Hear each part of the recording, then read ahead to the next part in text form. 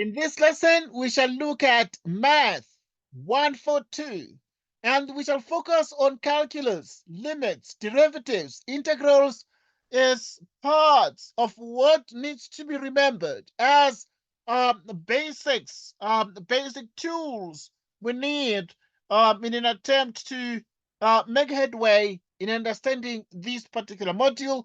This module here is a module that actually is mostly within the ambit of what we call applied mathematics, in which case, therefore, these concepts on derivatives and integrals are used very, very immensely. And we make the effort to actually recap on this. And in our discussion tomorrow, we shall look at centroids and other aspects, but also not only that, but we shall also recap on a lot of the past assessments, past tests, and exams on this module moving forward. We're getting started now. First things first, some of the basics and foundations are what we shall do today. Right, as part of our strategy to understand what is required, it is very important that some of the basics are noted. For example, right, given a relation of this nature, we must be able to determine the largest interval on which this function itself is continuous, it's differentiable, it's integrable, and so on and so forth. So, right, we recap on some of the basics we need. Right, the foundations are that if you're given the function square root of x minus 2, the square root of 3 minus x, right, we need to find the largest interval, right, on which this function here is continuous. And we need to recall that for this function to be continuous, we require that x minus 2 be non-negative, but also 3 minus x be also non-negative. Why? Because we have radicals here. This means x must be 2, simultaneously x must be the following. Okay, so you need to just perform a little bit of algebra here. And now to do this part, which means minus x is greater or equal to minus 3. And if this is the case, minus 3 and this is less or equal to, you divide by -1, and therefore x is less or equal to 3.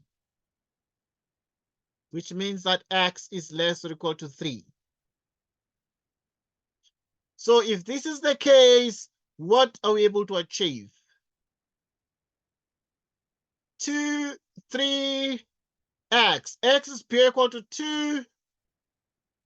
X is less or equal to 3. Okay, so obviously we're looking at the fact that both of these parts of the function need to hold true. And whenever these two overlap with the required result, which means therefore x must be between 2 and 3. And this, it's enough to actually assert that this function is therefore continuous over this interval here. And this is once again the largest possible interval for which this is true. In an assessment of this nature, right, one will be able to see that the correct option amongst others would be the option F there. Take a look at that and make sure you sort of understand some of these basics. Right, we'll recap on some of the behaviors of functions and the basics on calculus we need to recap on. And yeah, some functions. Okay, right. For example, in the next question, there are some limits that must be understood. Like we have the limit of arctangent of 4x. The question is, if you have this limit, what option is the correct one here? Right. So what is the result of this limit? Right. So if you are asked to determine the limit of arctangent of 4x as x approaches minus infinity, which one is the answer? Is it minus infinity? Is it minus pi over 2? Is it minus pi? Is it minus 2 pi? Is it 0? Which one is the answer? That becomes the question. Okay, obviously this is not expected to be entirely new, but we are building some of the foundations. We need to pull together some of the basics that are necessary to understand. The question is, what happens when we are studying the behavior of this function towards minus infinity? So what then is the limit to this? Okay, the couple of things obviously we need to recap here. Right, so you would remember the tangent function. Right, the tangent function behaves like this. Okay, so, right, so you have this and you have this. Right, so this function here becomes the function of the arctangent of x, where this is pi over 2 radians and this is minus pi over 2 radians. And yeah, and that is the sort of the function. So we're able to observe that if this is the case, as x approaches minus infinity towards the left, we're able to see therefore that this function here would approach minus pi over 2 radians. Right, and that would therefore mean the correct option amongst others in these practice problems would be this. Okay, you need to have with you a scribbler, a book where you're gonna do some rough work, because we're gonna practice together, and some of the questions would see if you can try them, because there are lots of the basics that we're building today. And so now some of them you will attempt them to make sure that you are able to try and show your ability to sort of navigate your way through a wide range of the questions. And we therefore are practicing a lot of these questions as we attempt tons and tons of these questions. Next problem. Okay, if you need the critical numbers, f of x, which is ln x minus x, what are these critical numbers? What are these critical numbers? Right, so to determine the critical numbers of a given relation, we need to take into account that we need to remember how to find derivatives and integrals of some of these functions. Like the natural log has the derivative 1 over x, and okay, if the derivative of the natural log of x is actually 1 over x, and the derivative of the x is minus 1. And then now, what then do we have here? Right, so this is exactly the derivative. So at what point do we therefore find the critical numbers? So we note that for critical numbers of any relation, we need to proceed as follows. Right, so for the critical numbers of relations, we need to remember some of these. What do we need to remember? We need to remember that the first derivative itself must be naught. Simultaneously, the first derivative itself must be such that it doesn't exist. Okay. If the first derivative is naught, it means 1 over x minus 1 is 0, which means this is 1, which means that is the case. Okay, when the first derivative is does not exist, it means that x is 0, because the denominator, right, if x is 0 in the denominator, then you'd have division by 0.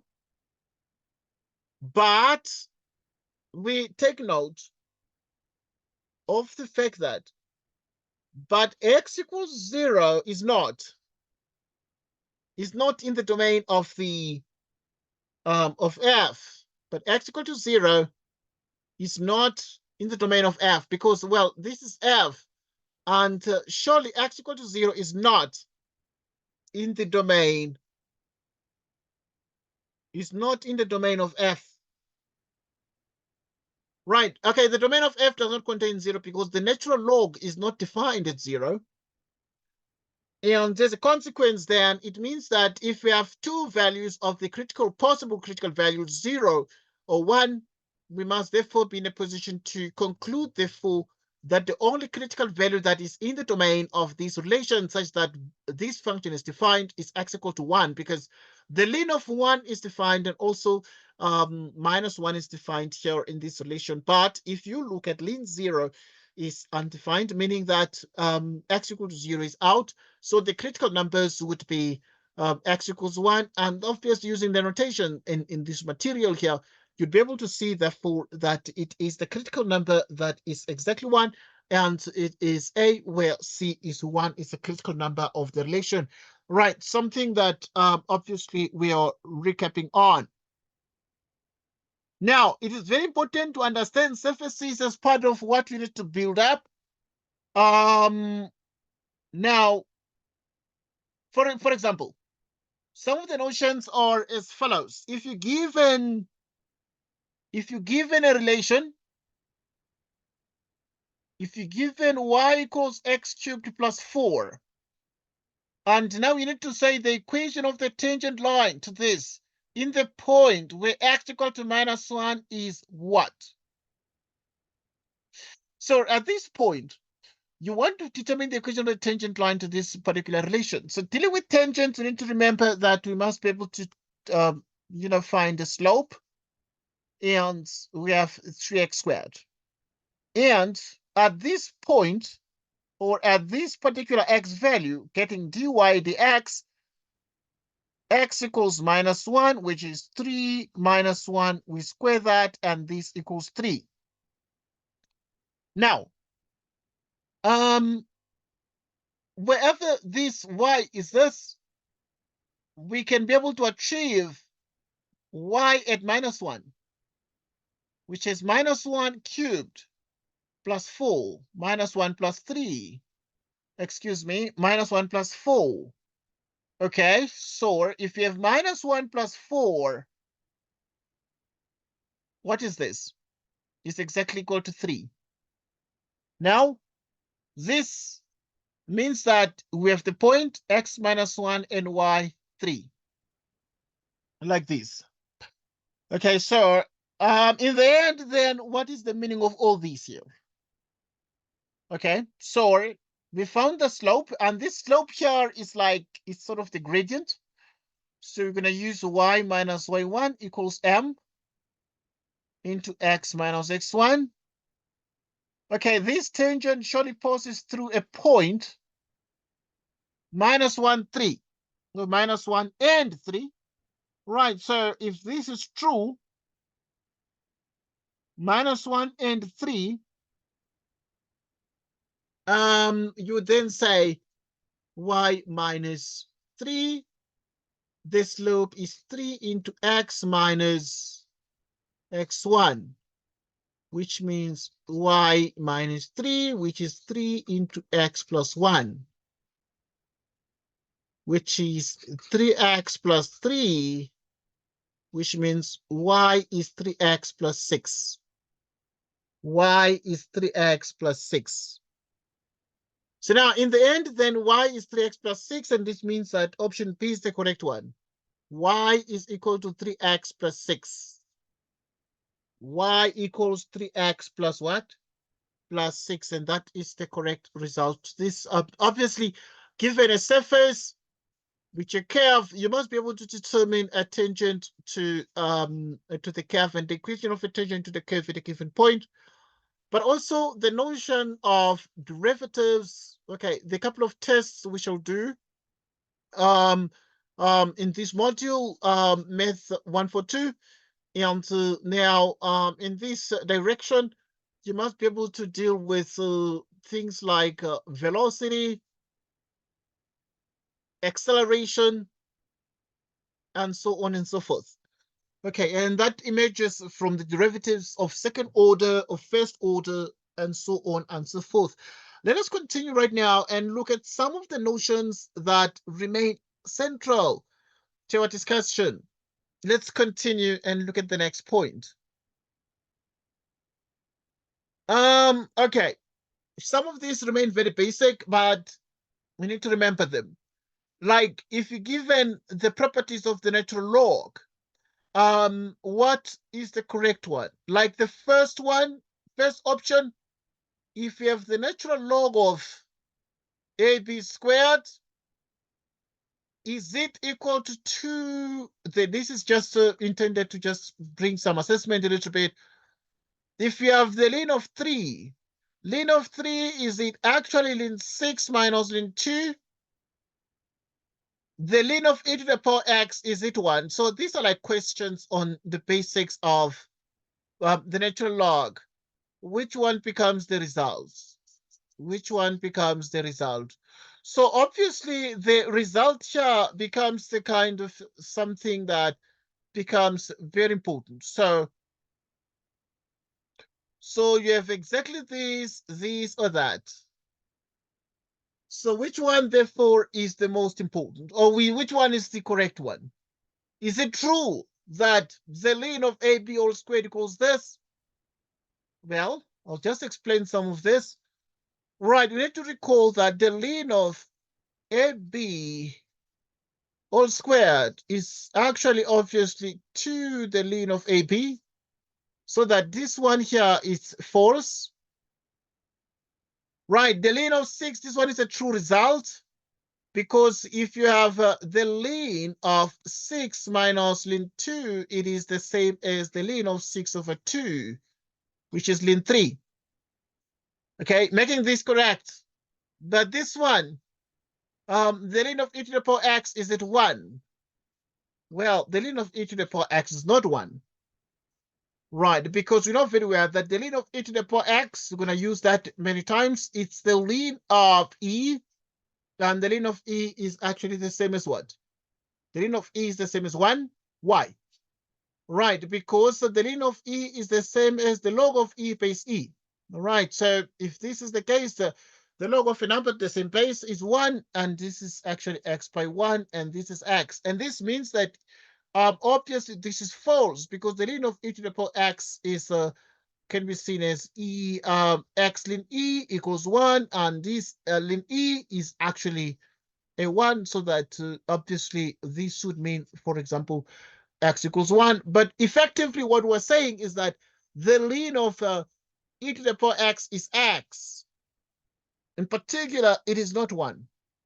It is not 1 there. Right, so obviously in this, that tests the basics of this, in attempt to recap some of the basics of the natural log becoming a very important result that we need to, of sort of function that we study. Which one therefore becomes the correct option? So we're able to see that this one is incorrect. Number 3 is also incorrect, and therefore the correct one is option 2, meaning that obviously would then say amongst these just basic assessments, would say only statement 2 is actually the correct one. 1 and 3 were just put there to test your ability to recall some of the basics. Right, now there are some functions you need to learn here, like your hyperbolic functions, your natural log, and the exponential function.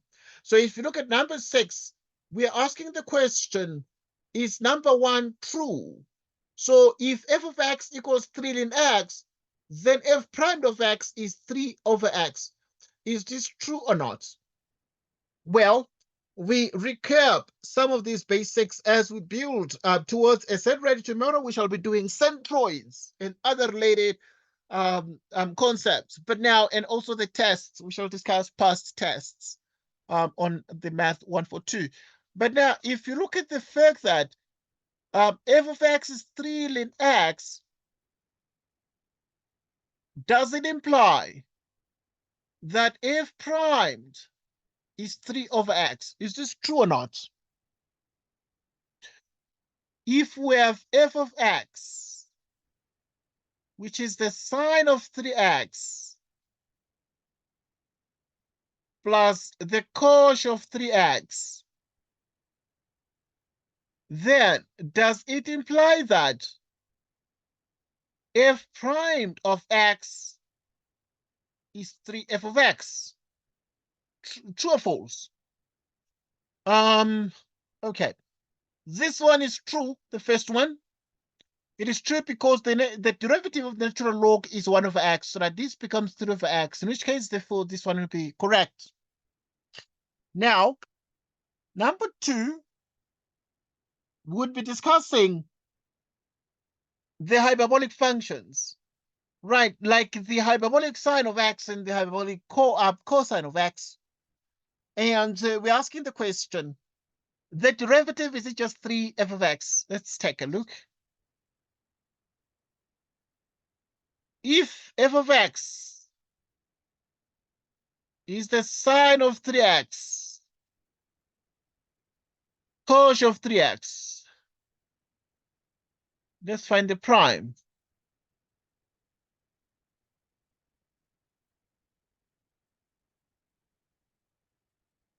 Three cos.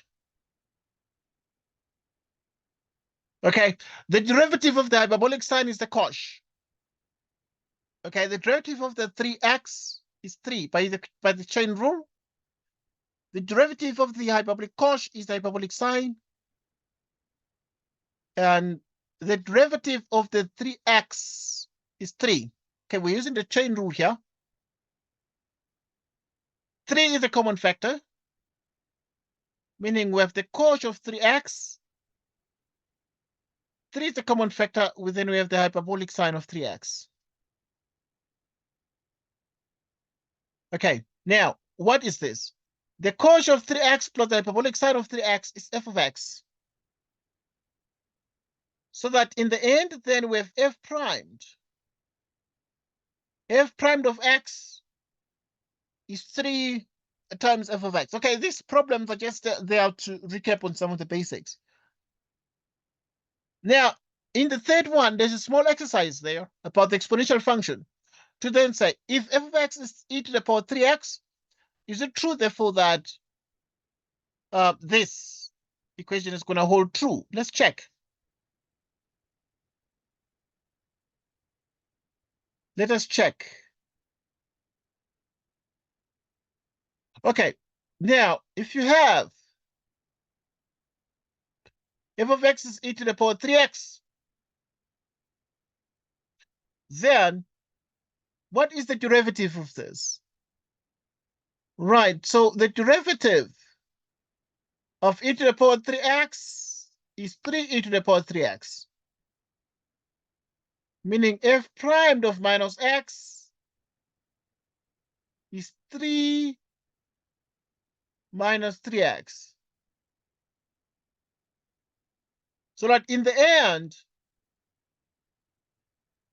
we have changed x to minus, and therefore the exponential also changed. But e to the minus 3x is what? E to the minus 3x, e to the minus 3x is f of minus x. Is f of minus x. So we have exactly this. We have exactly this. We have exactly this. So that number 3 also is indeed correct. So now we are doing this basic assessment here, just a basic recap on some of the basics. Some of them I'm going to ask you to try, and then we discuss together. All right, so to see how much of the basics you're able to remember. Right, so now at this point, we're able to see, therefore, because the question is choose the correct answer. So 1 is correct, 2 is correct, 3 is correct. And therefore, the correct option would have to be, for example, that G is correct. G is correct because the statements 1, 2, and 3 are all correct. Okay, the next one I'm going to give to you to try. So if you have the limit, some recap on limits. If you have the limit of x squared e to the power minus x, what is the answer? Will it be A, B, C, D, or E? Right, you have a minute to try this, and please, you're practicing on some of these basics. and you share your answer and discuss together what needs to be done here. Okay, you have 1 minute. Right, please let us know when you're done. Let us know when you're done.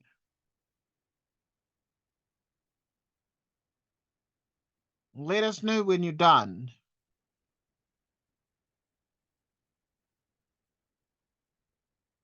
Let us know when you're done.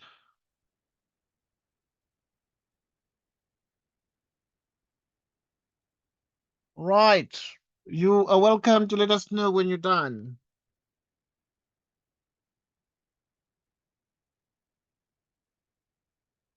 Let us know when you're done.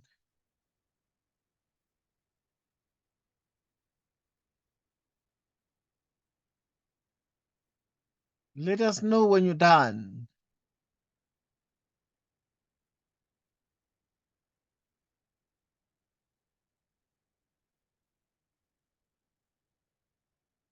Please let us know when you're done.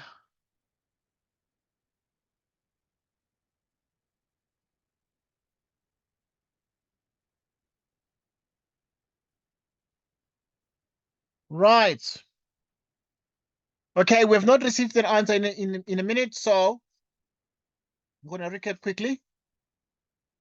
Right, first and foremost, you need to understand what is happening here and then say it is infinity squared e to the power minus infinity, and infinity squared is infinity. E to the power minus infinity can be the same as, can be seen as 1 over e to the power infinity, which is infinity.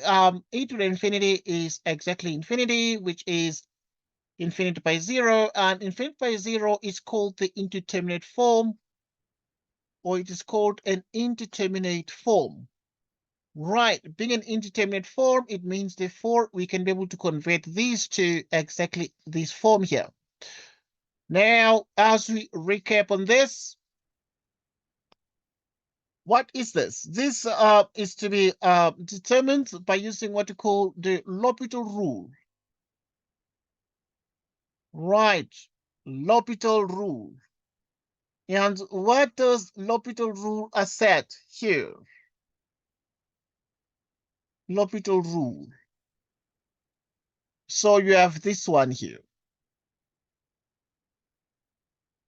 So this one is 2 divided by e to the power x, which is 2 divided by e to infinity, which is, okay, because at this point, the derivative of the 2x is of x squared is 2x. But this becomes infinity over infinity if you take the limit, because 2 by infinity is infinity, but e to the power infinity becomes infinity. We differentiate again, we get this, and therefore e to the power infinity is what? Is infinity, and the result is 0. The result is 0. The result is 0. So we continue. Okay, here is a basic result that you need to remember. Right, now the behavior of functions and relations becomes so important here because you actually have functions that display components and paths, etc., etc.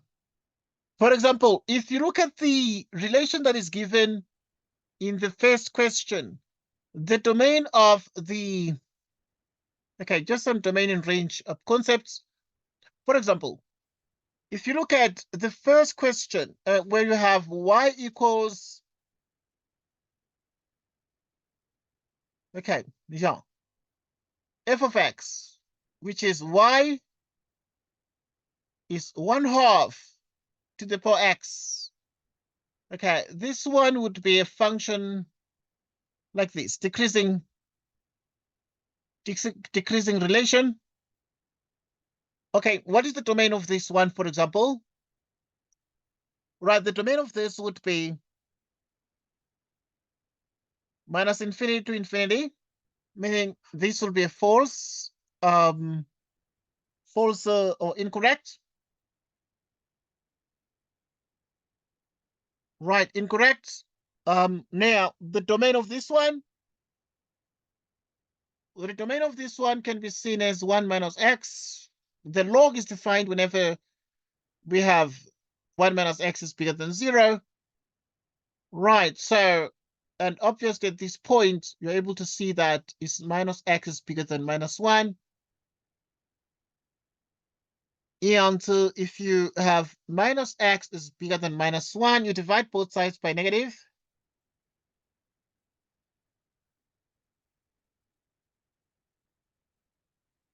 So now you actually divide by negative.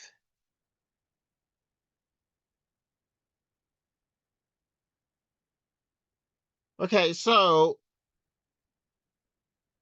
what is this? So in principle, then that would mean therefore that obviously x would be actually less than 1. And therefore, at this point, you would immediately realize that the assertion that this is from 1 to infinity is also incorrect. Now, if you look at the properties of this function,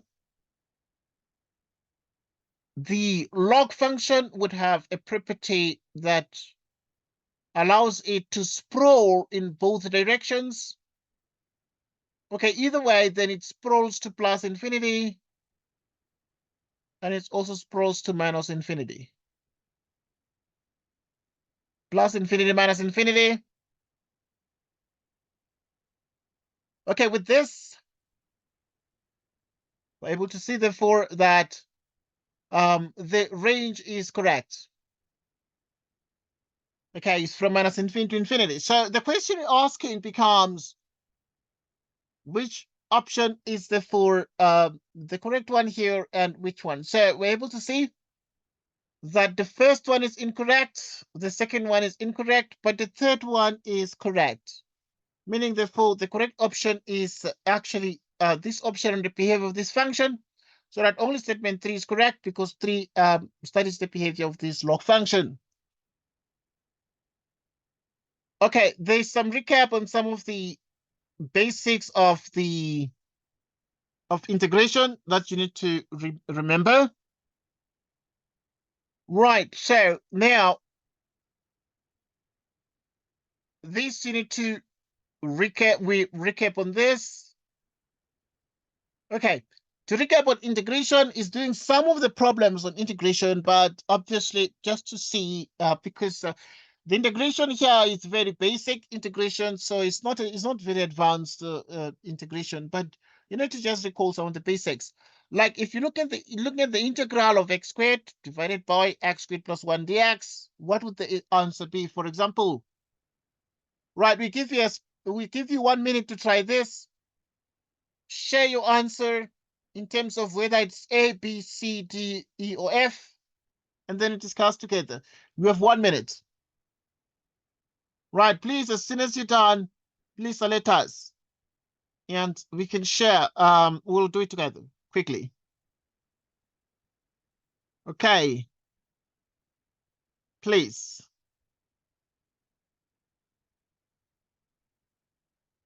Please.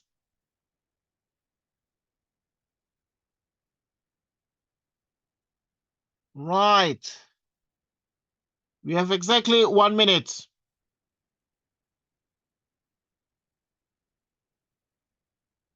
When you're done, please alert us.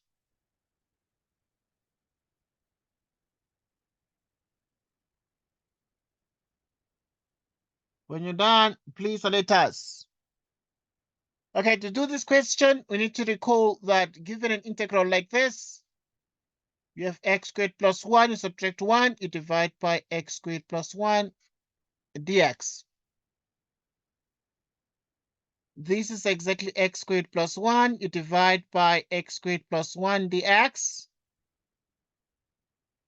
minus the integral of 1 divided by x squared plus 1 dx.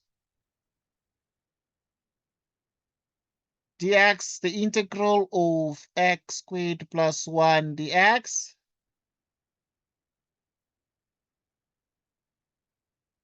which is x minus arctan of x plus 1,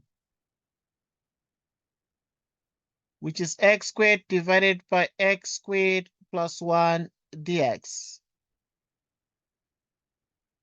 So, yeah, this one is going to be the result or some integration that you need to recall. We're going to be using these kinds of integrals very much. The arctangent is going to be obviously popping, and also integration of some of these linear functions, etc. And therefore, in this particular question, you'd see that the correct option would be option B, that says x minus arctan x plus c. X minus arctan x plus c. X minus arctan x plus c. X minus arctan x plus c. Next point. Next point.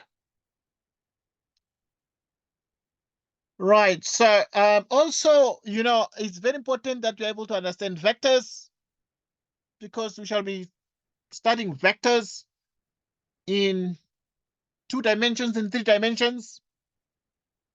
And so it's very important to understand how a vector operates. For example, to recap, yes? Hello, can you please go back to the previous question? I want to ask something. This one here. Yes. Can you please explain the thingy about the 10? Yeah, the arctan. Okay, obviously some of the properties of the, Yes. yeah, 1 over x squared plus 1 dx is the same as arctan x plus 1. Why? Okay, these are integrals of inverse trigonometric functions. Okay, when you have the inverse trigonometric functions, for example, shall recap on some of this, like the integral of the, if you actually are dealing with the integrals of 1 this, what is the answer to this? Right, the integral of 1 over the square root of 1 minus x squared dx. Need to always remember that is arc sine plus c. Okay, if it is 1 over x squared plus 1 dx is arctan. Now, this arc sine obviously can also be written as arc sine x plus c. Okay, so it's something that you need to know and remember. All right, so this is arctan. Okay, so basically you have to memorize those. Yeah, you need to memorize the formulas. But now, obviously, we're citing some of them, but they're quite a lot. But you need to learn them, but they can be proven anyway. But I mean, in the module 142, the aim is not to prove them, it's to apply them. So most of these results, we're gonna state the results that we're gonna use most of the time. Like in tomorrow's lesson, we have a list of the formulas that would always want you to always remember, at least as a bare minimum. But obviously, I mean, in general, a student needs to know a bit more of the rules. Okay, right. But obviously, I mean, this discussion is recorded, so these things you'll actually have a chance. You will send you the recording, and you can take a look at this during your own leisure. Okay, there are vectors. You need to know vectors. The vectors in IJK positions. Right, you shall take a, obviously, you shall be doing past exam questions tomorrow. And also the base, some of the concepts, the actual concepts that you need to learn. Right, now, for example, we shall discuss test 1 tomorrow. Right, now, suppose that the vector V is the vector with starting point A. 1, 2, 3. 3, 6, 7. Suppose vector V is a vector with starting point 1, 2, 3 with end point 3, 6, 7.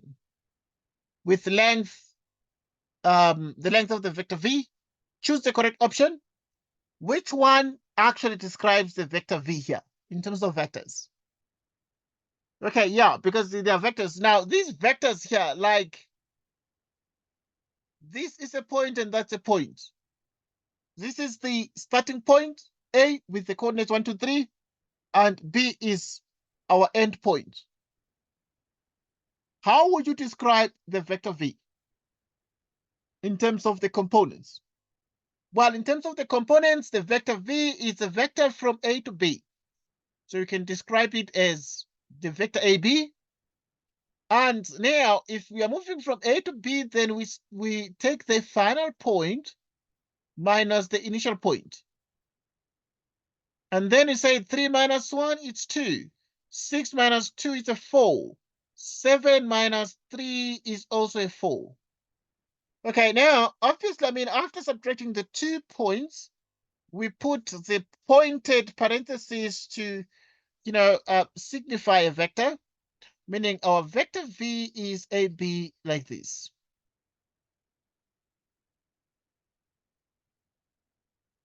Okay. So we have the length. Right, so the length of the vector, how do you find the length of a vector? Right, so now we have this vector, but how do we find the length? Right, to find the length, this is what we do.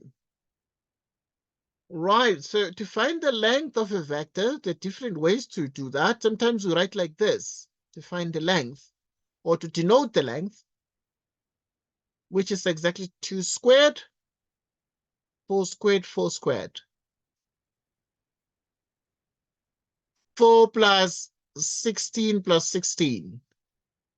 32 plus 4, 36. The square root of 36 is actually 6 units. Okay, it's units because it denotes length, but in the same way here, you could say the length written with the double vertical lines, and you would say, therefore, this is the length of the vector. Okay, we shall be doing vectors as well. So it's very important that you recall your vectors, but also how do you deal with vectors? One thing is, if you're given 2 endpoints, how do you therefore, given a path, you must be in a position to determine the vector associated with the initial and the end points that you're dealing with. So that is something therefore very important. Right, we shall spend time on vectors, but the vectors will be like in mechanics. Okay, so the vectors can be written like how? Right, like the vector here can be written as this one. It's 2, 4, 4. You can write it as 2i, 4j, 4k. Where the I, the j, and the k are what? I, j, k become unit vectors. They become unit vectors. Right, they become unit vectors in the 3D space. Right, obviously, we shall actually elaborate more on this, but we are recapping on some of the basics that must be learned. And as said already, most of the basic results in calculus will state them, will summarize all of them that you need to always know all the time when dealing with problems in this section or in this module. Let's move on to the next thing. Okay, now there's certain things about the behavior functions that you need to learn, but also need to remember some of the calculus basics, like your limits and the squeeze result. Right, your limits and the squeeze result. So the question then becomes here, what do we then have? Given h is less or equal to f of x is less or equal to the sine of x over 2x for all x there, consider the following statements. Right, if the limit of h of x as x tends to 0 is 2, what is the limit of f? Okay, this claims that the limit of f is going to be 2. But obviously, this is false, because even if you actually, now the squeeze would say the limit of the function in the middle would therefore be 2, and that would actually signify, therefore, that both extremes are 2. If the function f is bounded by 2, that means the limit of the intermediate function is also 2. But obviously, we agree that at this point, it is not true that the limit would be 2 here, because this sine x over 2x, this limit cannot be 2. Has a half, cannot be 2. So this would be incorrect. Okay, because it's just some practice questions, these on the basics. It's not okay. So there's some suggested results and you want picks from the choices. And now, then you try the next thing, right? If the limit of h is 1/2, then does it mean the limit of f would be 1/2 as well? Let's take a look at these very, very carefully. Right, now, the couple of things you need to take into account. So, now, we can draw a rough sketch of what is happening here, and then say, if you actually consider something like this, right, something like this, right, so we continue as follows. So now, what would exactly be what we need to do here, and what exactly should be the sort of trend? Okay, let's look at what we want to say here. Okay, there are three functions, and if this is the y and this is the x-axis, there are three curves that, okay, so you can look at a function that is the function f,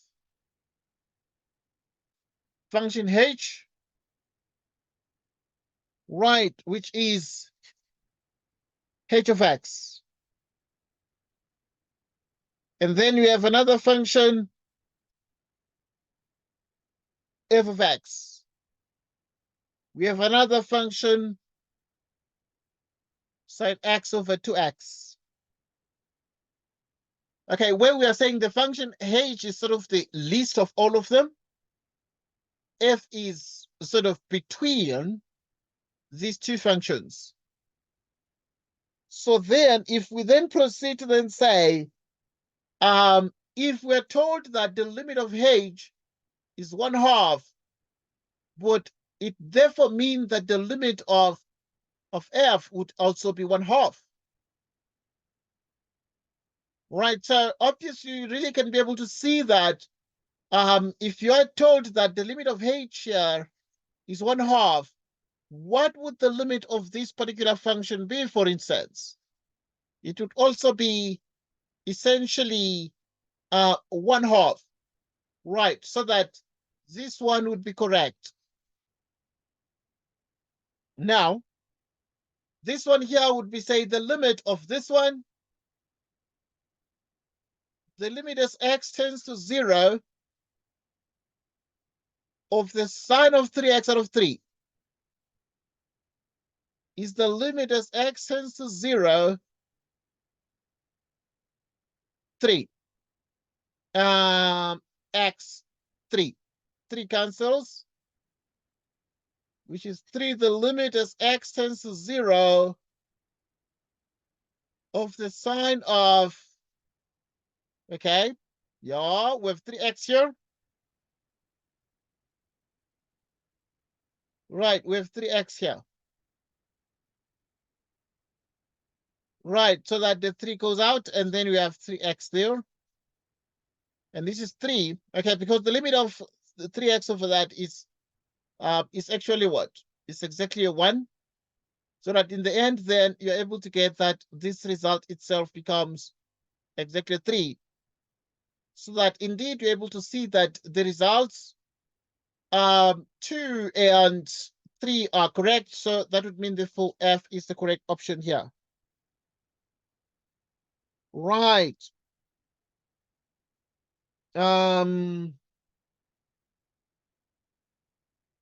Right, so we continue.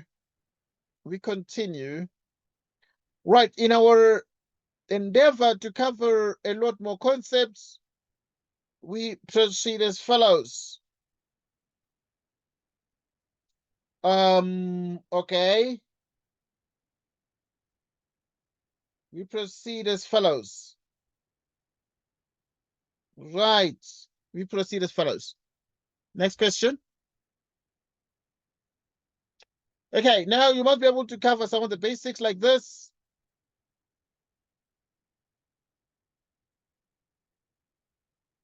Right. We must be able to cover some of the basics. Okay, this one here is the limit question. Meaning with the limit, Sx approaches infinity. All right, some of the limits you need to recall. We're just recapping on some of this. 8x squared or 5x squared, 2x minus 3, you divide by 1 minus 2x squared. Okay, you divide by x cubed. Okay, divide by x cubed, which should be exactly 8. Okay, why do you divide by x cubed? Because you divide by the highest degree. Right, so you divide by the highest degree, what would the highest degree be? It's x cubed. Okay, x cubed is the highest degree in both the numerator and denominator. Right, dividing each term by x cubed. We have 5x squared divided by x cubed. 2x divided by x cubed. 3 divided by x cubed. 1 divided by x cubed. Divided by x cubed. So that we have 8 plus 5 out of x. 2 over x squared. 3 over x cubed. Yeah. As this approaches infinity, is 8 out of minus 2, which is minus 4. Okay, just practicing on some of the basic notions on the calculus.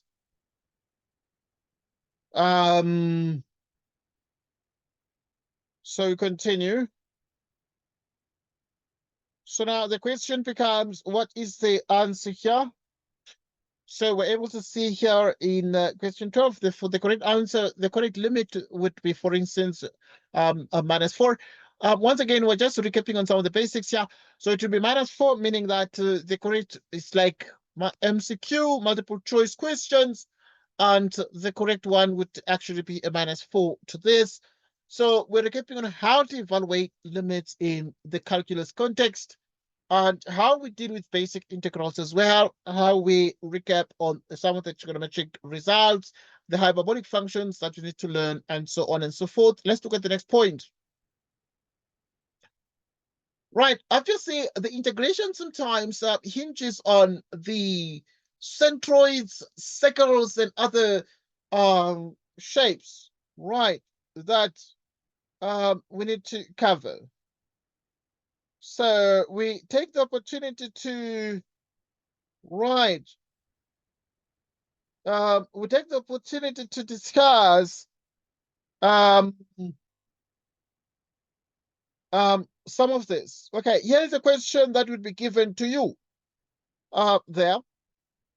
This question would appear when we discuss centroids, but now the question is, if there's no attachment to the notion of centroids yet, and today we're discussing some of the fundamentals, what would the integral be of this? So what is this integral? Right, in case it looks very small, we have the integral from 0 to 3 of 1 plus the square root 9 minus x squared dx. What is the answer to this? What is the answer to this? Right, so you can think about it. Look, the question says evaluate the integral by interpreting it in terms of areas. Okay, part of what we need to learn here in this module is how to deal with areas, because there are lots of areas that we're going to be calculating tomorrow, specifically as we discuss past exam questions and other things.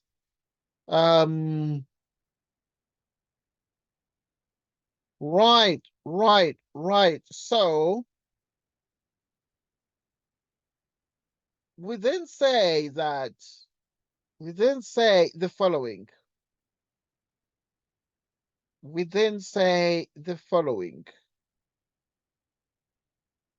Right.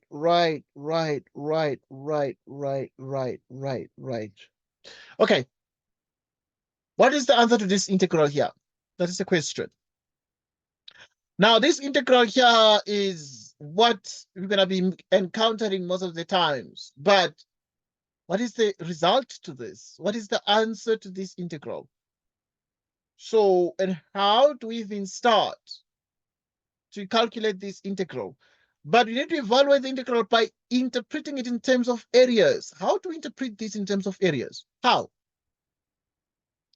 Okay, we need to understand something, that this is nothing other than a two-dimensional setup. The square root of 9 minus x squared is nothing other than the upper hemisphere of a circle. Because we remember even from school that x squared plus y squared is what? Is r squared. And this becomes a circle centered at the origin of radius r. Now, this is the circle centered at the origin of radius 3 units. So what then do we get? What then are we able to achieve here? Which is minus 3 together with 3. Then 3. Okay. Right.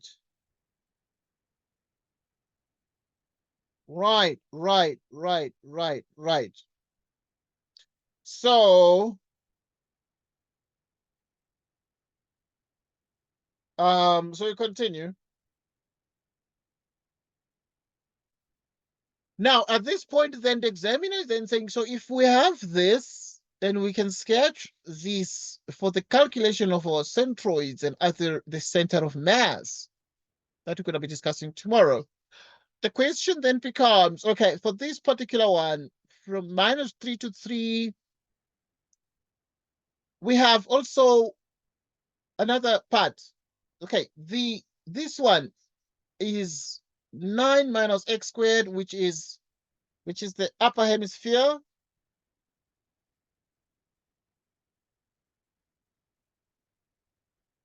So we then have y equals 1.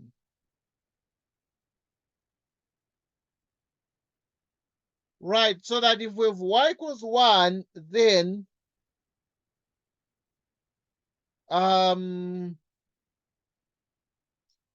right, so if you have y equals 1,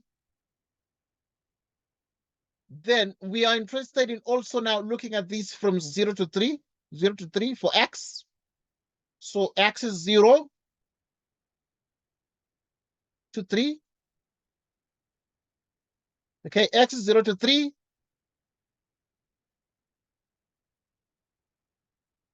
Right, so if x is 0 to 3, now we're discussing this part. Okay, and therefore, obviously, we need to find this integral there.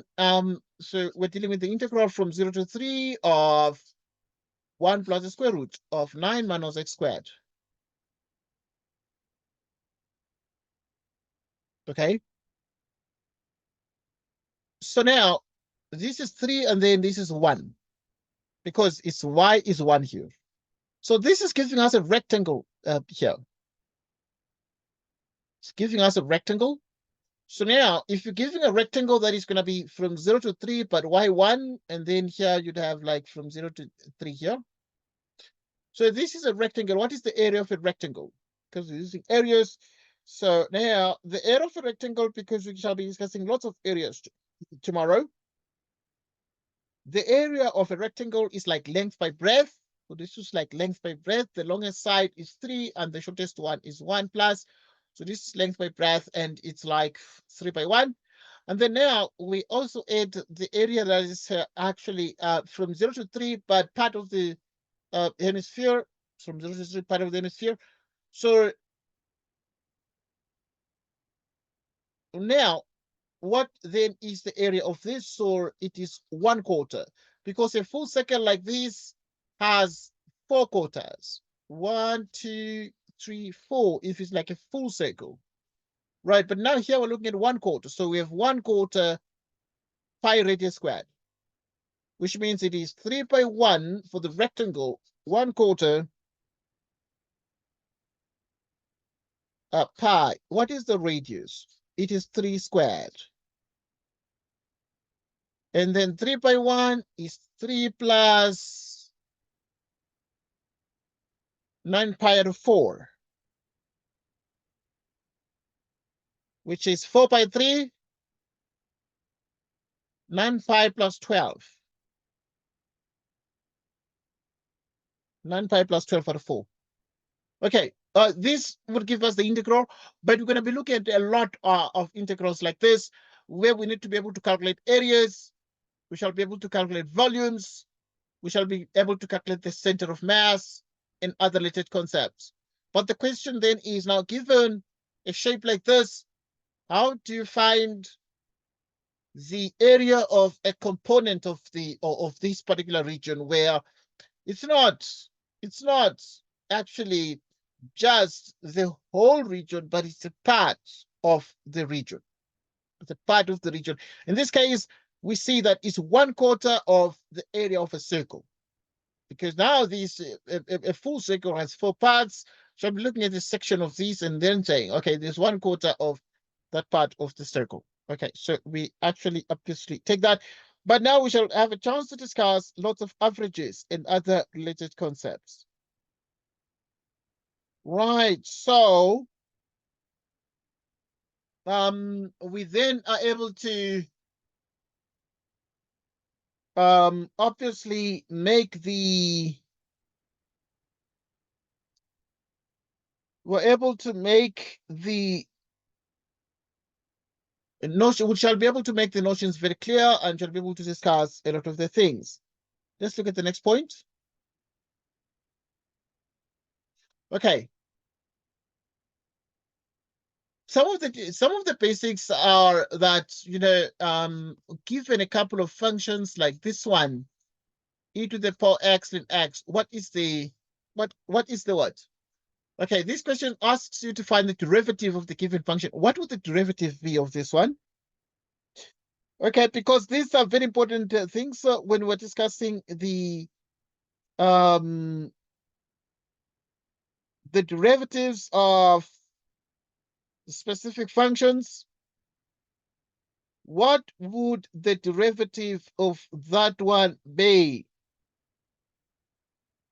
What would the derivative of this one be? Right, so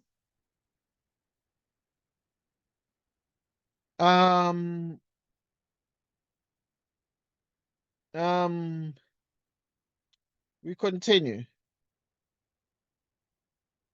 Right, so okay, what would the answer be to this one? Please try it in a split second. Right. Isn't it going to be e to the power of x times ln x plus e x over x? I used the thingy. Yeah, That's that's the correct. product rule. Yes. Okay. I'm just testing you with this. You'll forgive, please. Okay, we're just testing you with this. We know it's basic. Okay, right. So, but this will be the product rule, and that will be the answer.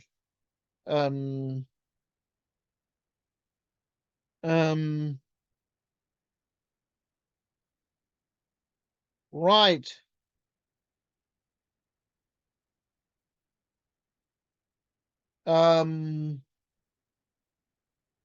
We continue. Okay, yeah, well done. Thank you. Thank you for right. This one, it's an interesting one. There's more brain teasers. I shall be seeing like trigs. Trig functions will be coming up. The other functions will be coming up, and they'll be behaving in a wide range of ways.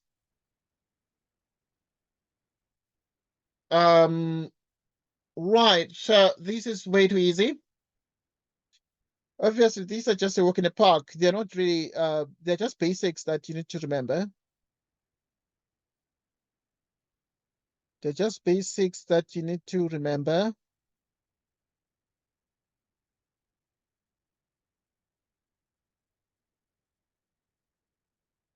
So that in the end, then you have here f prime of x. The derivative of the cos is minus the sine of cosine x times the derivative of the cos, which is minus sine, and this is called the chain rule. Okay, just to recap on these to see how well we can be able to connect the ideas. And so we continue.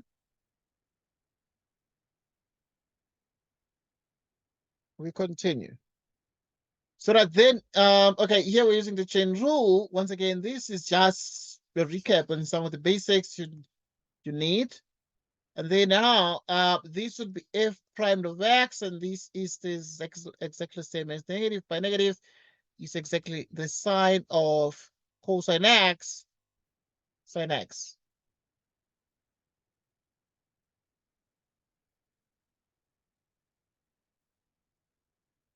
Right, we continue. We continue.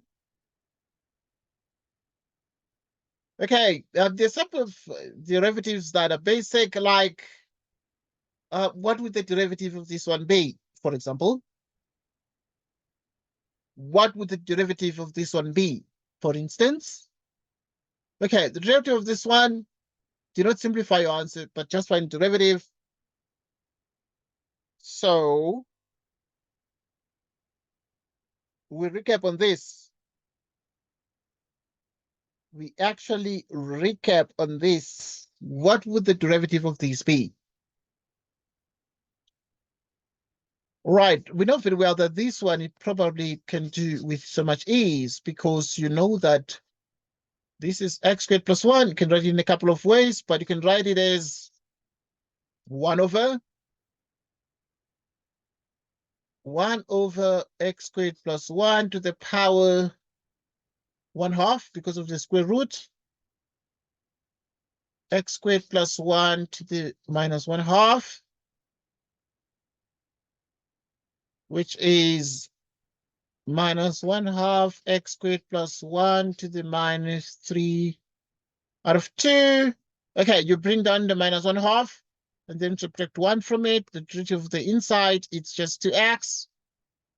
2 cancels 2, giving us exactly minus x. You divide by x squared plus 1 to the power what? To the power 3 out of 2. And this will actually, for instance, be the derivative of the function given. We're just revising this thing, so yeah, take it easy. Take it easy. Take it easy.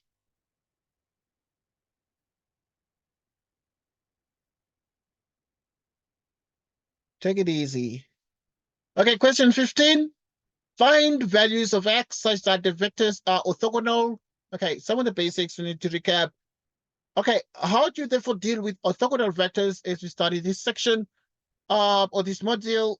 But also, how can we be able to find the values of x for which these two vectors are orthogonal? Right, you're given a split a minute just to try this question, and then we shall discuss it together. We shall then be able to discuss these together.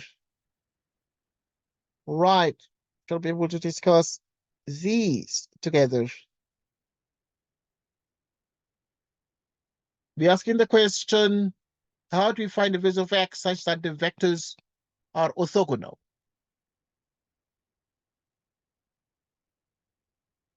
How do we find the values of x such that the vectors are orthogonal?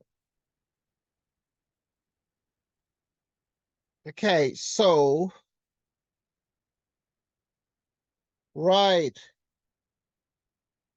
How do we find the values of x so that the vectors are orthogonal?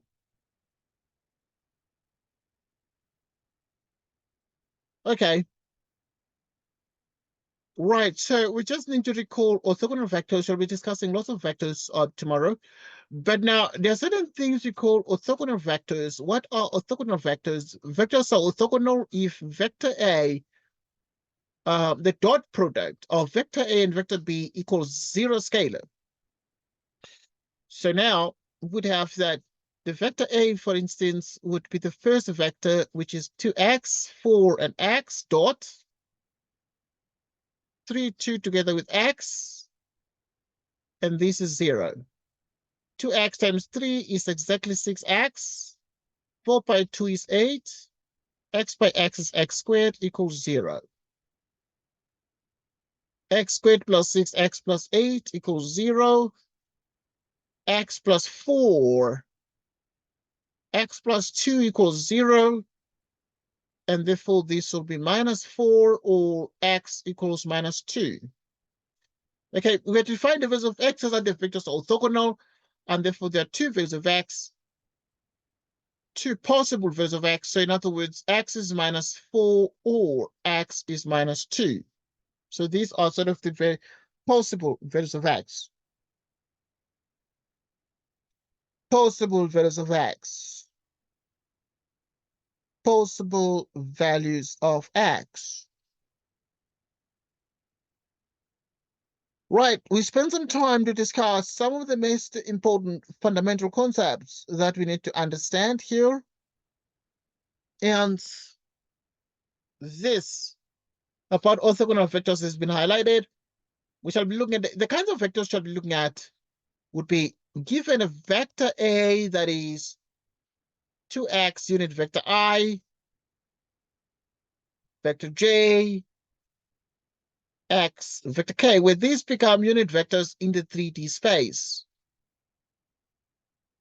Z, Y, X space, these being orthogonal axes.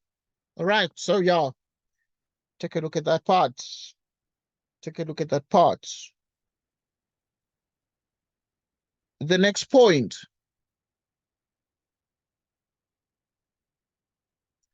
Okay, here's an integral that is going to pop up very frequently. If you have the integral of the natural log of t dt. We have the integral of the natural log of t, integral of cosine of ln t out of t. What then are we able to get out of these? What then are you able to get out of these?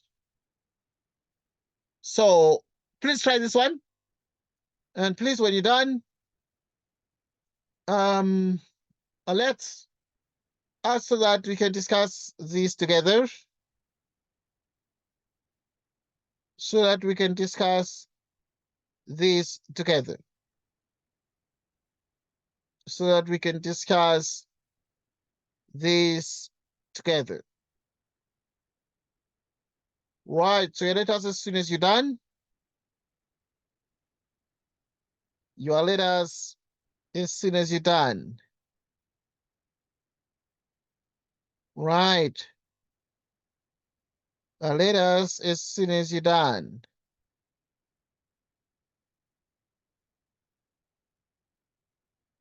Letters as soon as you're done.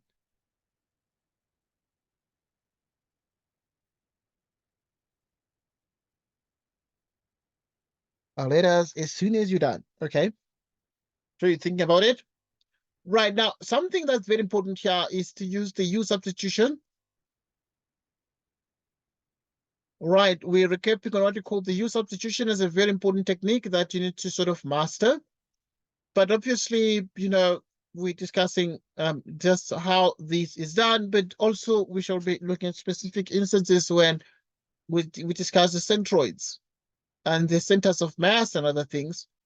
Right, so at this point, we'd have to let U be the ln of t.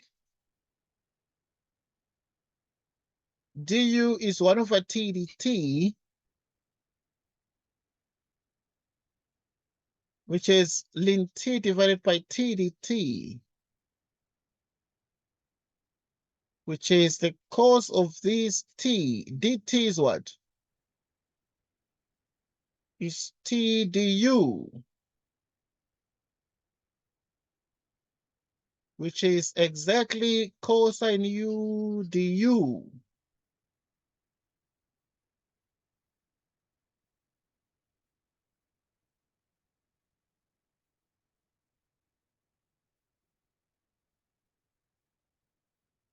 So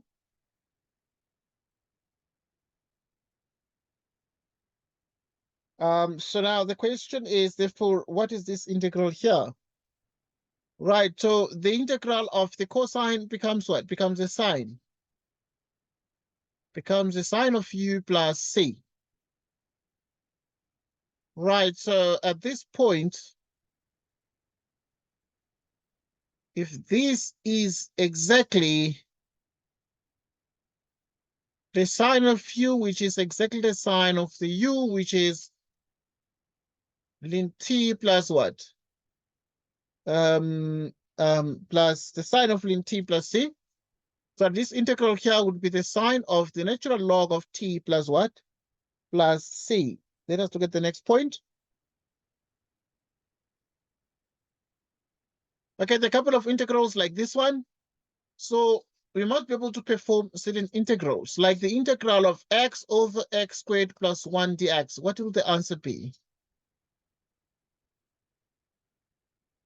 Okay, right. So the sum of the integrals you need to just know how to practically tackle.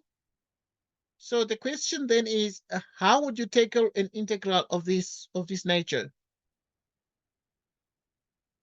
I know it's pretty straightforward. Some of these are like basics. You need to like recap. But how would one, in the calculation of the center of mass, how would one evaluate an integral like this? So how would one evaluate this particular integral here? Right. Okay, just escaped. How do one evaluate this particular integral here? How? How so?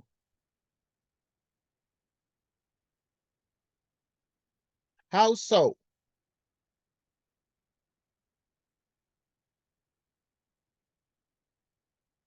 How so? Right, so I know it's pretty straightforward. We're discussing this. The next one you shall try. Right, so to do this one, we would actually remember that we use the one to call the U substitution. So you let U be x squared plus 1, which is 2x dx.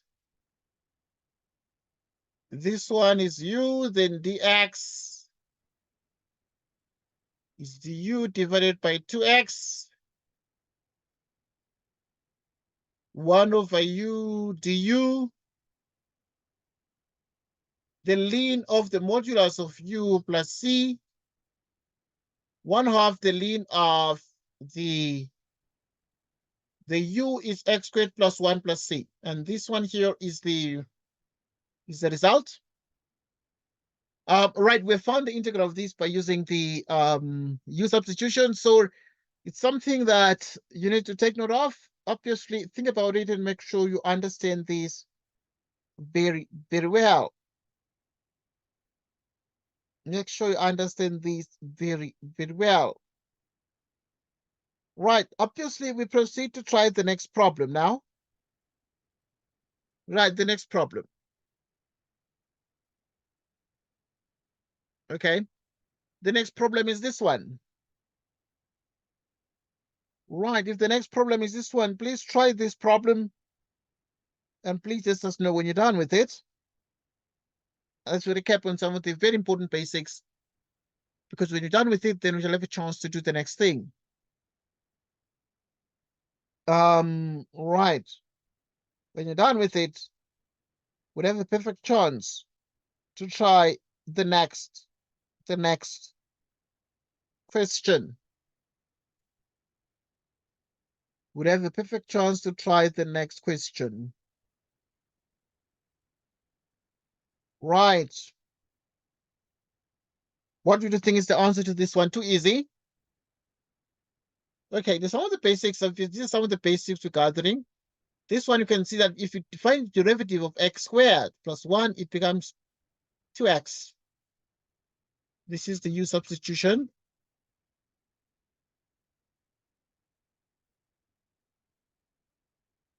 So you let u be x squared plus 1, which is 2x dx.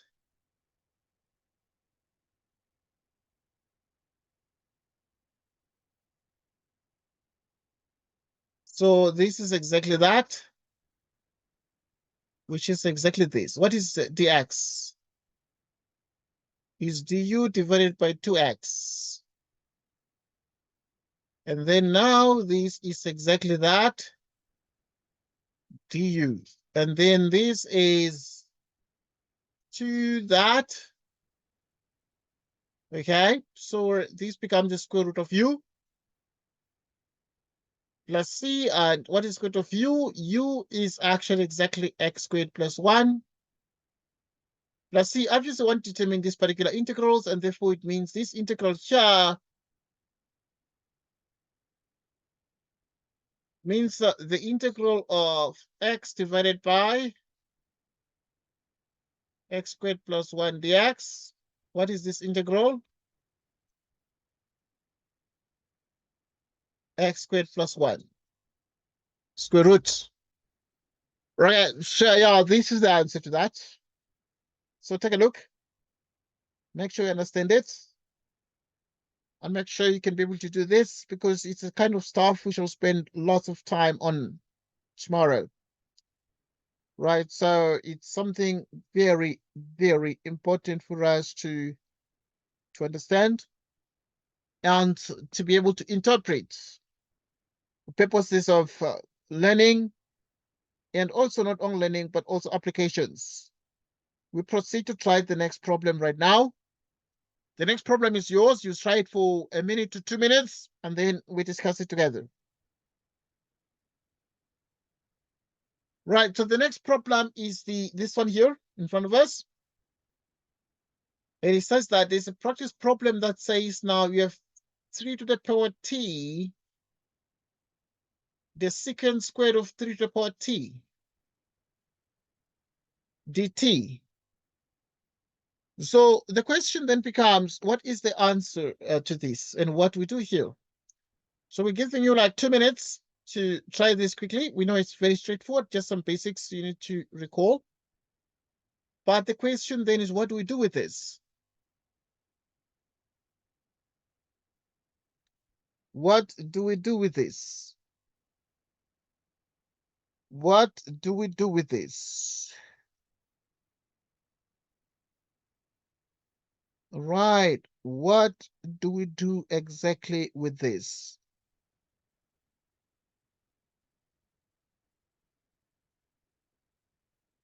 Right. What exactly do we do with this?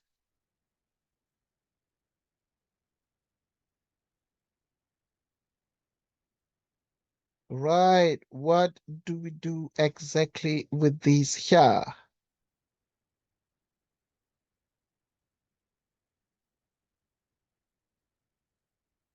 Right. We have perfect chance, please, to try this particular question.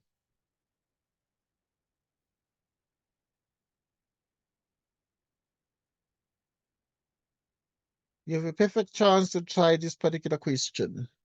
Too easy, I believe. Right. Now, the question is now, if you're given a question like this, you need to perform this particular integral, what do you do? Be it in the mechanics part of it, you're given a region over which you need to evaluate this integral, given centroid to compute. What is the answer to this particular type of question? That's what we ask. What is it? Right, look, the couple of things that you need to learn here. And we use a U substitution we let, which is 3 to the t. Du is 3 to the t ln 3 dt, which is 3 to the t, the secant squared of 3 to the t dt, which is the integral of 3 to the t sec squared of that, dt is du equals 3 to the t ln 3. Cancel this, which is 1 over ln 3. Okay, so because now the u equals 3 to the t is an exponential function whose derivative becomes exactly that. Right, now the 1 over ln 3 is a constant. So if you put the constant out, then you're going to have the 3 to the t, which cancels out, which becomes the sec squared u du. 1 over ln 3 10 u. 1 over ln 3 the tan of u. What is u? It's 3 to the t plus c, which means therefore you have 3 to the t, the secant squared of 3 to the t dt, which means that you have 1 over ln 3, which is 3 to the t plus c. And this is the answer.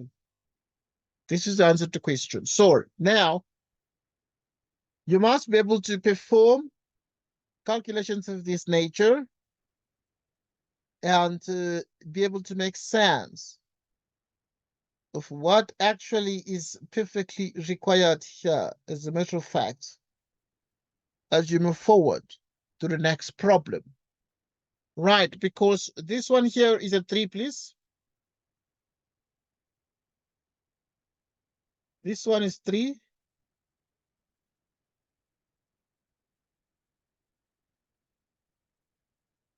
This one is 3. Next point.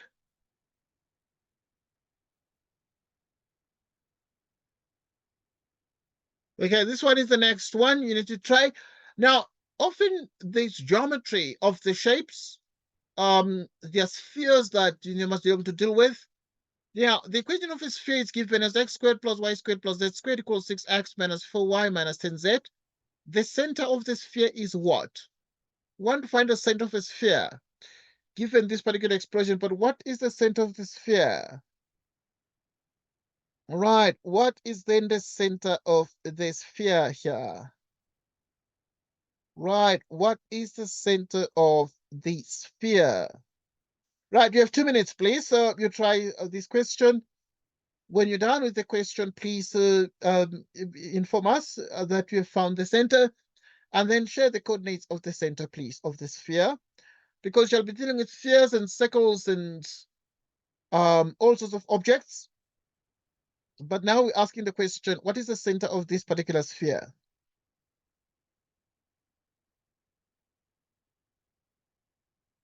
What is the center of this particular sphere? Yo, I honestly don't remember how to tackle this question, but I did it in grade 12. All right, okay, right, yes, you did in grade 12. Well done, you did in grade 12. Right, the couple of things, obviously, that you need to remember, the x squared, you group the x's together, and you also group the y's together, and then you group the z terms together, and the result is 0 on the right. X squared minus 6x minus 6 over 2, you square that, which is 4 out of 2.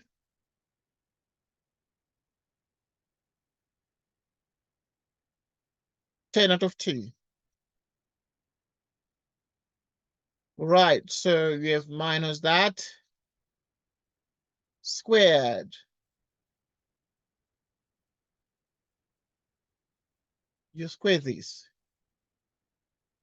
Okay, now you're dealing with the trinomial here, which is exactly x minus 3 squared, because the half of minus 6 is a minus 3. Half of 4 is 2. Okay, and then you have z plus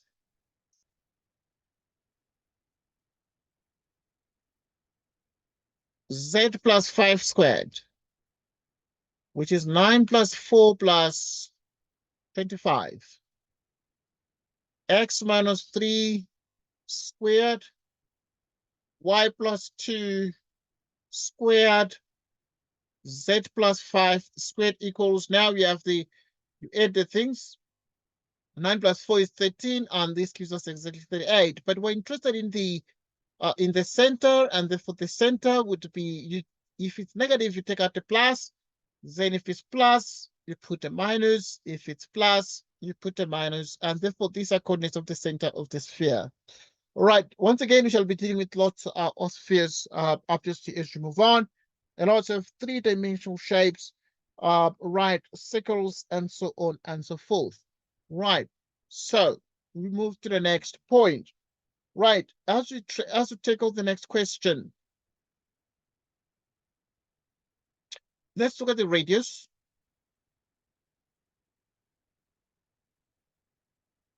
Plus 2 plus 5, 38. What is the length of the radius? Right, okay, because in this question, we're interested in the radius, so we've already completed the square. So now, to be able to find the radius is the square root of 38 units. Okay, the radius is, just take the square root of this.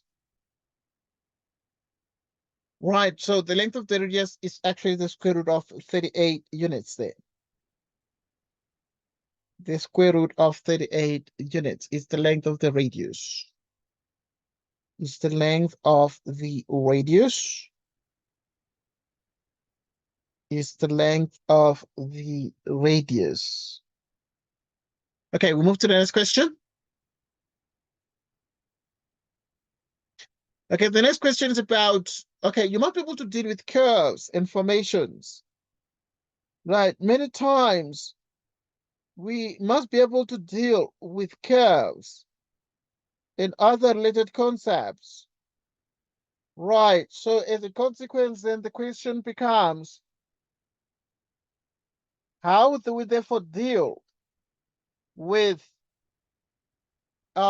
shapes like this? So consider the graph of H primed. This graph here is the graph of what? Of H primed, and there's H primed there. At which value of values in its domain does the function H have a local maximum value?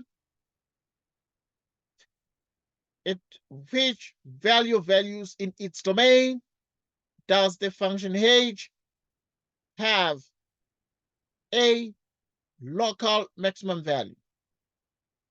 Okay, we are interested in saying H has a local maximum value. If this is the graph of H prime, how can we be able to study the graph of H prime so that we make inferences about or conclusions about the graph of H? Where do we have a local point? Where do we have a local maximum? So now you can be able to see the derivative here. It's positive because this is a derivative function. It's like the graph of H primed. So you can see the H primed is positive here, is negative there. So at this point, you are able to note something. What is it that you're able to note here? You're able to see, as a matter of fact, that if a graph has a positive slope and then a negative slope,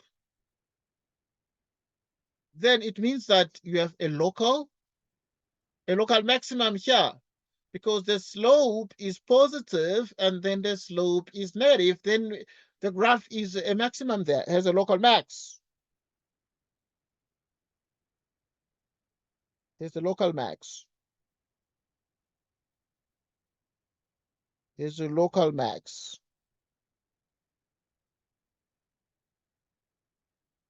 So now the question then is that at which value in its domain? Right. At which values in its domain does the function have a local max? So this is true at h2, and therefore it would be at x equal to 2 in its domain. To be x equal to 2 that is happening. Right. To be x equal to 2 there. All right. Let's move the next, look at the next question.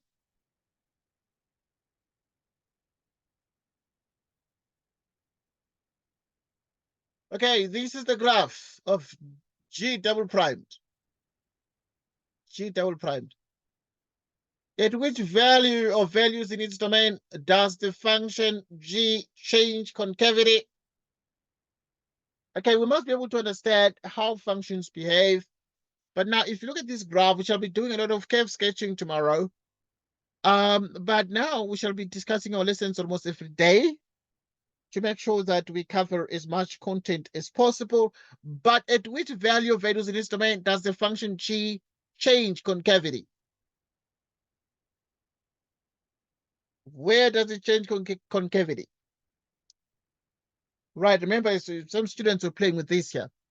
So this is just some past assessment. So some students are just playing and making labels and things here.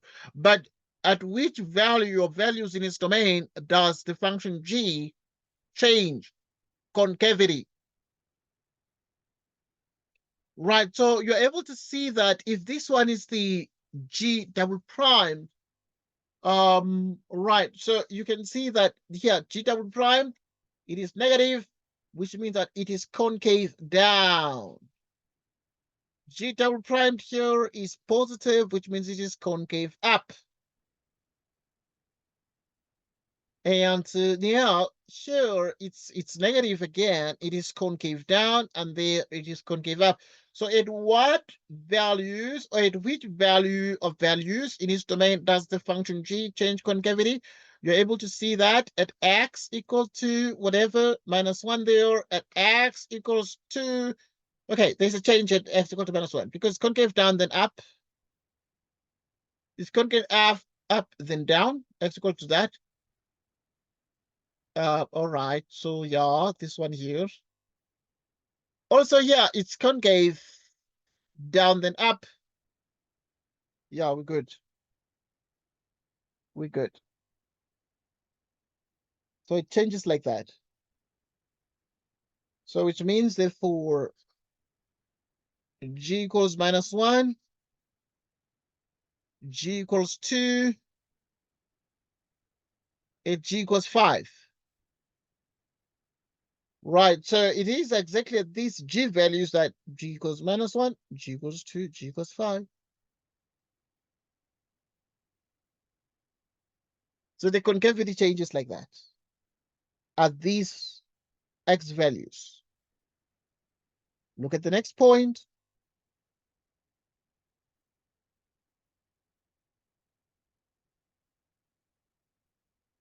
Complete the definition.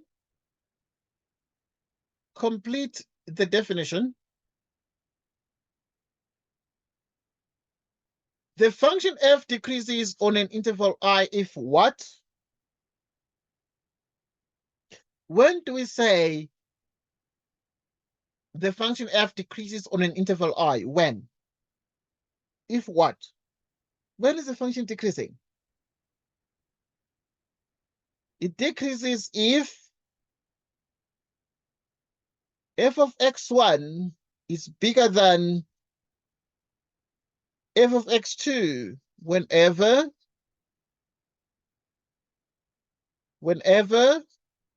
x1 is less than x2 in the interval I.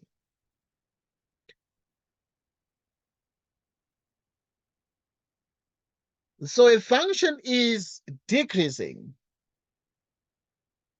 Here's a function that's like going down. If this is the y-axis and this is the x,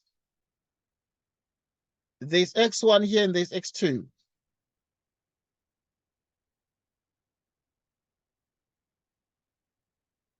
So now, okay, Now we are looking at two things. F of x1, it's bigger, and then there's f of x2 here. So there's f of x1 here, and this one is f of x2. F of x2. So f of x1 is bigger. So if f of x1 is bigger than f of x2, whenever x1 is smaller than x2 in the interval, then it means that this function itself is what? It's decreasing. It's decreasing, because you can see that whenever these f at x1 is bigger than f at x2, this is true whenever x1 is smaller than x2. Then the function itself is what? It's a decreasing function. It's a decreasing function.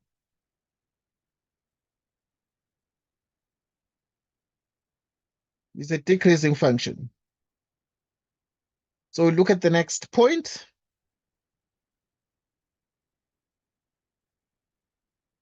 We look at the next point.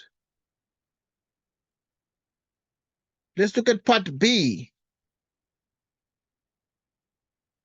Look at part B. Given f of x equals this, f prime equals this, f double prime equals this, find the interval or intervals on which the function f is decreasing. Okay, let's look at this particular one. Let's look at this particular one. Let's solve this one. Now we need to look at the case-by-case analysis of this, but yeah, it's just little marks, not a lot of marks. But asking the question, find the interval or intervals on which the function f is decreasing. So you'd look at the fact that f primed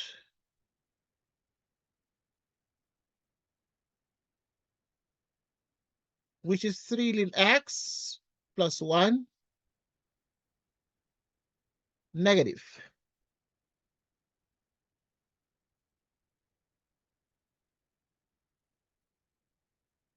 Right, so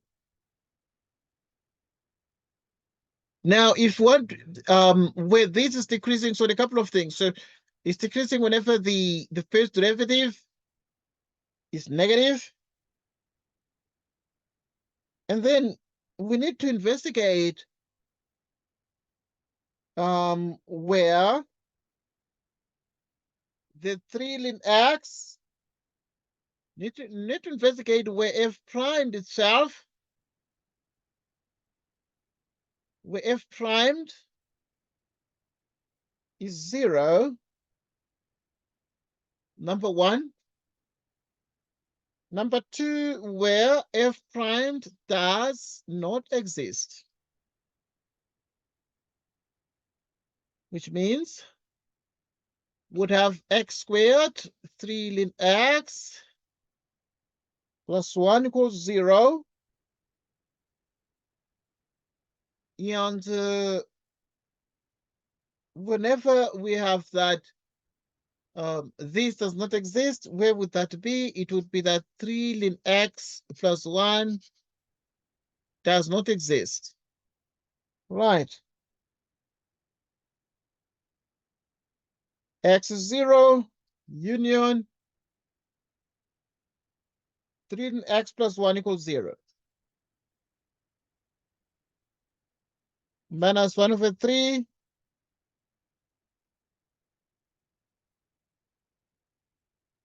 Okay. Now you need to graph like this. 0, this one, e to the minus 1/3. To look at the couple of cases for this particular kind of function, when we study the case-by-case analysis to look at the decreasing, increasing parts of this, so you have x squared here, 3 ln x plus 1. Okay, so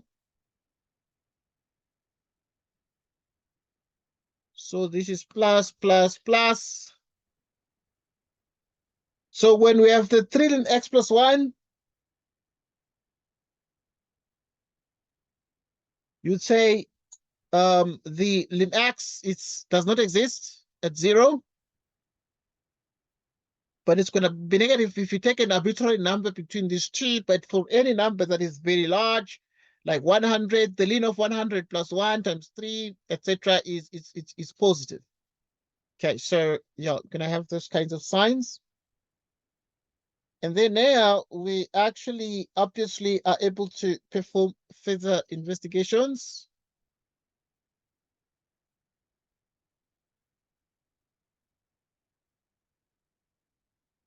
So in the end, which means decreases,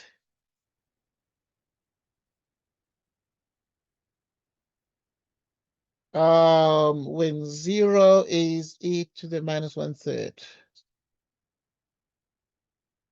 Right, so obviously the decreasing part will be when we have that we have a negative,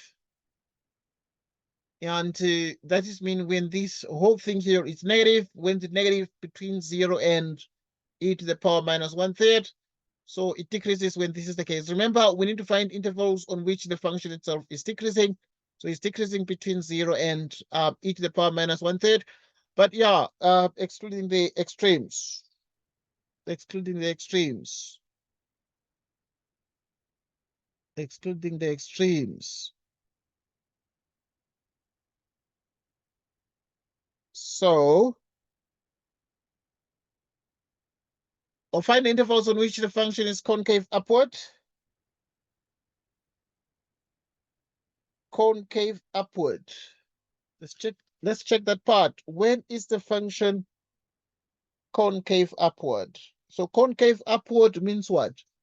Concave upward means the second derivative is positive. So we're going to take x. 16 x plus 5 is positive.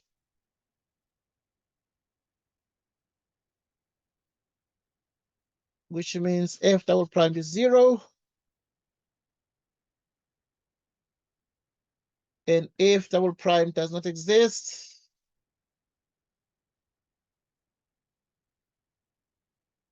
which is x6 ln x plus 5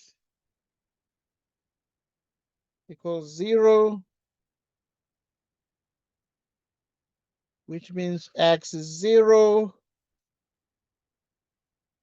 Okay, add 6 ln x plus 5 equals 0, which means then x is minus that, which means x is e to the minus 5 out of 6.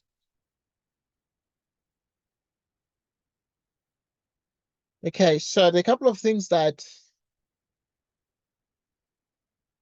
you have this one here, e to the power minus 5 out of 6.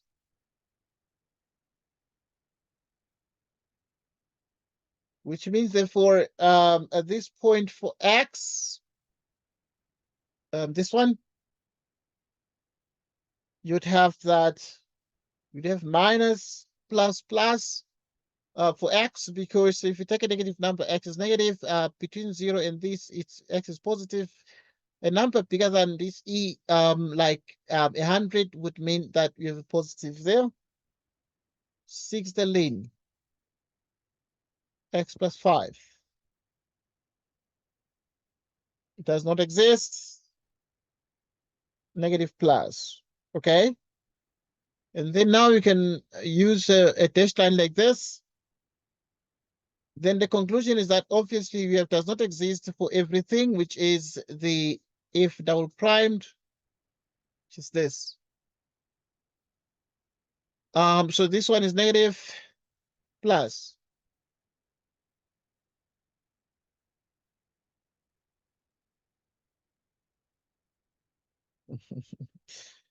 Okay. So concave up would mean where this is bigger than 0, and we're able to see therefore that is concave up.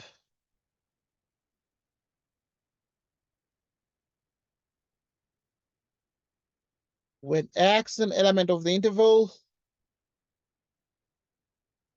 e to the minus 5 or 6, and infinity. Okay, concave up, whenever the second derivative is itself what? It's positive. So yeah, this is some of the things you need to always take note of. So yeah, it's something that you need to always remember. We look at the next question. The next question is as follows. Okay, you need to be able to use logarithmic differentiation to find dy dx. Okay, you must be able to find derivatives of rational expressions. Many times you'll be looking at the center of mass, centroids and things, averages, which will appear exactly in this form. The question is, what is the answer to this? What is the answer to this? Okay, so now we need to use logarithmic differentiation. There's a form of differentiation that is called logarithmic differentiation of this, which means that you have ln y, use the log, which is 3 to the power x, using the ln, and then we have 3x, you divide by square root of this, x squared plus x cubed. Meaning you have ln y, then you have the ln of 3 to the power x, plus ln to the power the 3x, minus the ln of x squared plus x cubed, 1/2, which is exactly x, ln 3, which is the ln of the 10 of 3x, the ln of x squared plus x cubed. You deal with the derivative of this. To find the derivative of this, what the derivative of this one is 1 over y dy dx, ln 3,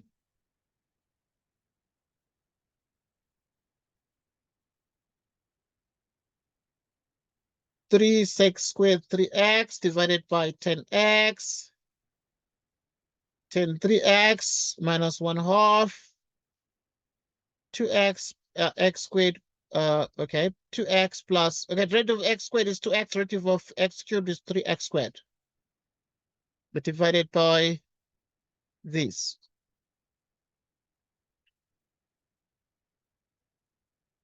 Okay, using logarithmic differentiation, what then are we able to achieve out of this? Which means that dy dx is actually the same as ln 3 plus 3 sec squared 3x divided by the 10 of 3x minus 1/2 2x 3x squared divided by x squared plus x cubed. Right, in which case, therefore, we continue to find the following. And then we continue to then say dy dx. What is the y? Is 3 to the power x, the 10 of 3x, divided by the square root of x squared, x cubed, which is ln 3 plus 3 sec squared of 3x, divided by the 10 of 3x, minus 1/2 2x, 3x squared, divided by x squared plus x cubed. And therefore, this would be the answer by using logarithmic differentiation. And yeah, we good like this. We so good like that. Right, we execute circuit like this. So this obviously would be the answer using logarithmic differentiation to do this kind of a question. Yeah, but obviously we shall be using these kinds of things to deal with centroids and averages in our next discussion. Look at the next point. Right, so the next point is going to be this one. So at this point now, if you have, we need to find dy dx given this, given y equals arctan of x plus y. What is the answer to this? What is the answer to this?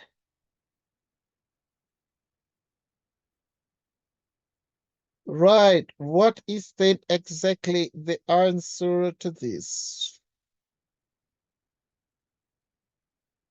What is then the answer to this here? Right, remember that this particular question is a question that has y on both sides. So to get dy dx, you then say dy dx is a derivative of this one.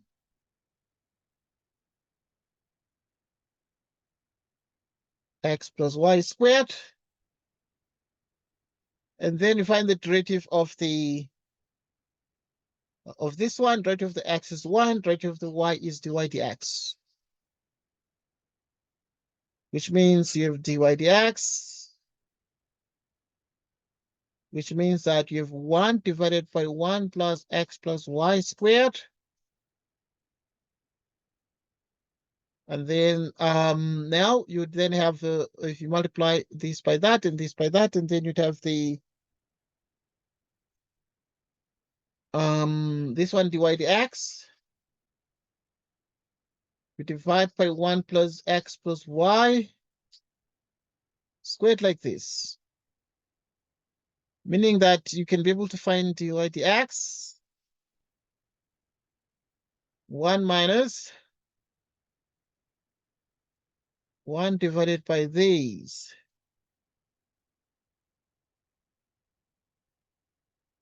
And this is exactly 1 divided by 1 plus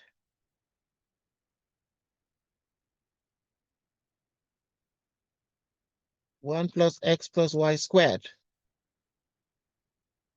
Like this.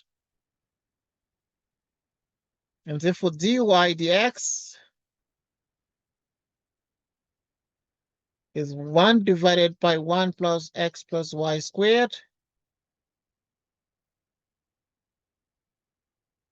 which is 1 minus 1 divided by 1 plus x plus y squared. So, see now? Which means dy dx, because it's what we need to get. Okay, the method we're using here is called implicit. It's called implicit differentiation. So dy dx is therefore the same as 1 divided by, multiply by this, 1 plus x plus y squared minus 1 dy dx.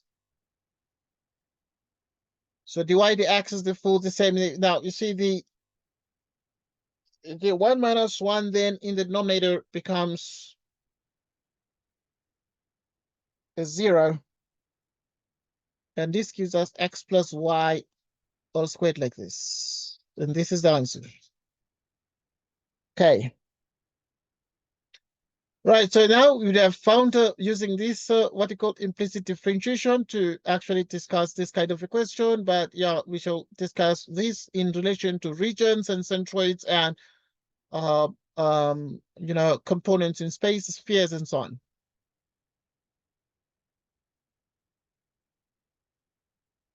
Right. As part of what must be learned, also the notion of what happens when we study regions and when limits are involved. What would the limit of this question be, for example? What would the limit of this question be, for example? Right. And so you have a chance to try this particular question. But because it's straightforward, we shall discuss it together.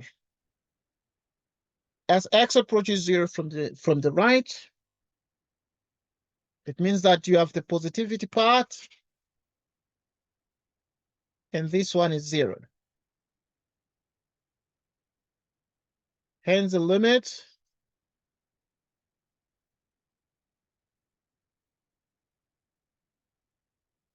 and hence this limit here equals 0. And hence this limit here equals 0. Right. We have by and large, discussed a wide range of the things that are very important. Any question, any remark? We have our discussion tomorrow. We're gonna be looking at centroids, and we'll spend time looking at some tests, past tests and past exam questions on the kinds of things we'll be discussing. We'll discuss the basics, but also we shall go on to attempt past exam questions. Any question, any remark, any comment, anything to mention? Right, nothing much to mention. You think about it, right? Yes, I'll think about it and I'll let you know. Okay, that's Thank you fine. so much. Okay, that's okay. But tomorrow we shall be doing lots of stuff. Okay, so yeah, it's gonna be awesome. It's gonna be late, so yeah, it's gonna be exciting. There's lots of material that we've gathered for this course, past exams and things, and yeah, it's gonna be happening tomorrow. Right. So at exactly our standard time, 10 p.m. is an awesome time. It's awesome because you really can have your day and then spare the evening for the discussion. Right. We shall go into length and breadth of this topic to make sure that we leave no stone unturned in covering every aspect of the course. Right. We thank you for joining us today. Right. From us, it was awesome having a discussion. But until we discuss again, say until today. Okay, until today, because after 12 now. Okay. Right. We shall actually be able to see you again. But thanks a lot for joining us. Until we start our discussion again, thanks a lot and take care and goodbye. Thank you. Goodbye.